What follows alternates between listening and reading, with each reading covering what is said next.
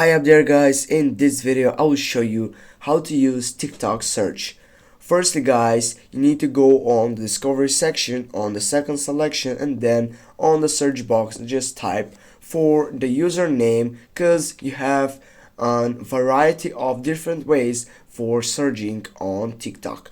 For example, from searching for their username to connecting Facebook, here you can search the name of the person or the account and you can find out, or you can just go on the profile section and then on your left upper side by clicking on this dot you can go and connect with Facebook by typing on find, and here you can also follow them.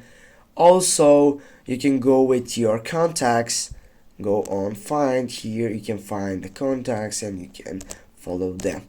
Right after that, we'll go over on searching for friends, famous people, just by letting go again in discovery section, type for example, Real Madrid is a famous account. Here as you can see, you can do it for that. Thanks guys for watching. Don't forget to hit that like and share the video. See you soon guys.